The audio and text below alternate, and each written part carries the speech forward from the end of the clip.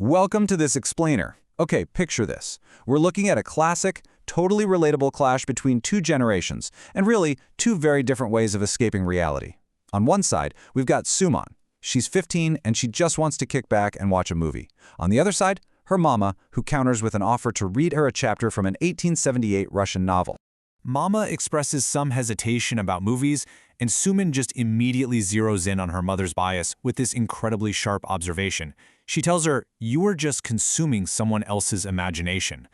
Wow, right? Suman is articulating this really common critique of visual media, the idea that movies kind of do all the work for you. And honestly, this one quote perfectly sets the stage for us to explore exactly how different generations consume the media they love. So, let's start with Mama's case for books. Here we can examine exactly why Mama views reading as the ultimate active experience. For Mama, books are like a creative partnership. When she reads, she is actively visualizing the time period, the dimensions of the room, the fabrics of the dresses. She's bringing the world alive in her own mind, an investment that actually takes her months to finish. Contrast that with movies. She views them as something that spoon-feeds a narrow, pre-packaged vision. In her eyes, a movie is strictly the director's and the scriptwriter's version of events. It forces you to focus only on what they deemed relevant, and the whole shebang is wrapped up in just a few short hours. As the ultimate proof of literary superiority, Mama points to a pretty massive number, 150. To put that into perspective, we're talking well over 150 years ago. That is when Leo Tolstoy wrote the book she's currently totally immersed in, Anna Karenina, published back in 1878. For Mama, the simple fact that a story written over a century and a half ago can still completely captivate her today, well, that's undeniable evidence of the power and longevity of the written word. And with all that historical weight packing her up, Mama poses this really challenging question to her daughter. Tell me any movie that will catch the attention of someone after so many years. It's a powerful point, isn't it? It assumes that the visual medium is inherently more fleeting, kind of tied to the technology and visual styles of its specific era, while text remains timeless. This question sets up the absolute perfect pivot for Suman to launch her defense of the screen. Which brings us to Suman's case for movies. The energy completely shifts over to Suman here. She fires back with this profound realization, pointing out that it's timeless themes that anchor a story. Things like love and hatred, they're universally human. They were relevant in 1878, and you know what? They are absolutely relevant today too. Suman is basically arguing that it's the core human experience captured within the story that captivates us. It doesn't matter whether that story is projected onto a massive silver screen or printed on a page. The medium is really just a vessel. Let's explore the power of franchises. To prove that modern storytelling totally defies the boundaries of just one single format, Suman walks her mom through the evolution of Pokémon. Now, this didn't start as a traditional narrative book. It started out as a video game, and from there, it successfully expanded into a rich, globally dominant anime series, and then morphed into manga comics. Suman is showing us that a modern narrative can be so incredibly robust and elaborate that it literally bursts out of its original format to build entire immersive universes.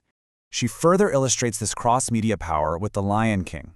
This narrative pipeline started as an animated movie, which is exactly the kind of media Mama was critiquing, but it evolved. The movie spawned a Broadway show spinoff that arguably became even more culturally prestigious and sought after than the original film itself. Suman is successfully proving that visual media isn't just some brief 2-hour passive experience. It can actually be the seed of a massive, enduring cultural phenomenon. Faced with these really excellent points, Mama begins to concede some ground. She acknowledges that a beautifully written story, like The Jungle Book, continues to be adapted into films even today. She recognizes that a strong foundational narrative can seamlessly bridge that gap between the page and the screen. Now we get to the magic of detailing. Here, Mama and Suman finally dig down to what they both actually appreciate. Mama starts to articulate what she truly loves about Anna Karenina. Actually, scratch that. It isn't just the physical paper. It's that the book captures the life of people with intense precision. Every interaction is elaborated on. The thoughts are incredibly detailed. She says she can literally feel what is going on in the minds of characters like Anna, Kitty, or Count Alexei. Mema realizes her preference isn't necessarily about the medium of reading, it's really all about the depth of the world building. And to prove she's open-minded, Mama introduces the ultimate compromise. She brings up Mughal-e-Azam, a legendary classic Indian epic movie. And importantly, there's no book counterpart to this story. Yet Mama admits to watching this movie over 5 times. Why? Because in her own words, it is incredibly detailed and thorough. So, the absolutely crucial point is revealed right here when we compare them side by side. Look at Mama's favorite book next to her favorite movie. Her investment is massive for both, spending months on a book and watching a movie over 5 times. And look at the quality she highlights for both, details everything out for the book, and detailed and thorough for the movie. Suman hears this and comes to the ultimate realization. Mama doesn't strictly prefer books over movies. What Mama truly loves is detailing. She wants a fully realized world, regardless of how it's delivered to her. This leads us to a shared story. Moving away from the whole analytical debate, Mama offers this wonderful, maybe slightly stubborn, but deeply loving concession. She validates Suman's choices, saying, if you like movies, watch them. If you like books, read them. They've finally agreed that detailing is the true marker of quality art, but Mama admits that her personal preference for the format still holds weight for her. She'll still choose a book anytime, and she lovingly re-extends her offer to read aloud. And Suman accepts. We see this heartwarming conclusion where Suman walks over, rests her head in her mother's lap, and listens to Anna Karenina. Her final request is just beautiful. Continue doing both, running your fingers through my hair and reading the next chapter.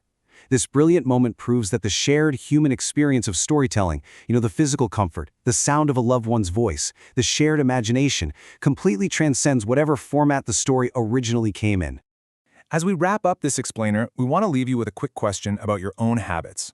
In an age of infinite scrolling, streaming, and reading, when you sit down to escape into a story tonight, ask yourself, are you stubbornly loyal to a specific format, or are you, like Mama and Suman ultimately realized, just searching for the details that make you feel alive?